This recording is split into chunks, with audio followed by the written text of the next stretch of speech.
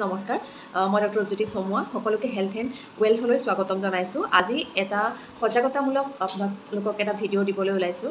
এই সময় যিহেতু বাৰিষা সময়, য'তে ত'তে বাৰীয়ে ঘৰে বা হাবিয়ে বননিয়ে জংঘলত হ'লেও বহু ধৰণৰ কাঠফুলা গজি উঠে। সেই কাঠফুলাসমূহ বনৰীয়া হয় আৰু সেই কাঠফুলাসমূহ যধে মধে কেতিয়াবা খোৱাৰ ফলত কি হয়, মানুহৰ স্বাস্থ্যৰ হানি হয় বা মৃত্যু পৰ্যন্ত হ'ব পাৰে। গতিকে এই বিষয়ে কিছু কথা আপোনালোকক জনাম বুলি ভাবিলোঁ, যিহেতু এইখিনিয়ে সময় এই কথাটো জনোৱাৰ। আৰু যিহেতু এই সময়খিনিত আমি এতিয়া মাছৰুম পয়জনিঙৰ ওপৰত এৱাৰনেছ কৰি আছোঁ, গতিকে ময়ো আপোনালোকক কিছু কথা জনাম বুলি ভাবিলোঁ। সকলোৱে আশা কৰোঁ ভিডিঅ'টো শ্বেয়াৰ কৰিব সকলোৰে লগত। আৰু আজি এই বিষয়ে আমি জানিম আহক, হাবিয়ে বননিয়ে হোৱা মাছৰুমবিলাক আমি কিয় খাব নালাগে।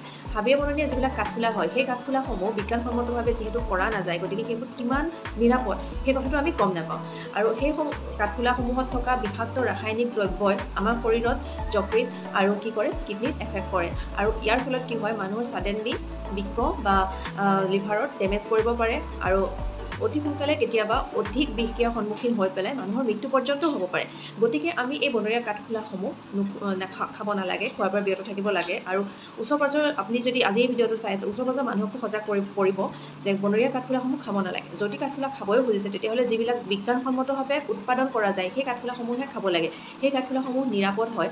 কিন্তু যদি আমি বনৰীয়া কাঠফুলা খাওঁ, বনৰীয়া কাঠফুলা খোৱাৰ পিছত কিছুমান আপোনাৰ লক্ষণ দেখা দিব পাৰে। সেই লক্ষণসমূহ যদি দেখে, তেতিয়াহ'লে অতি সোনকালে চিকিৎসকৰ পৰামৰ্শ ল'ব লাগে বা চিকিৎসালয়লৈ তৎক্ষণাত যাব লাগে।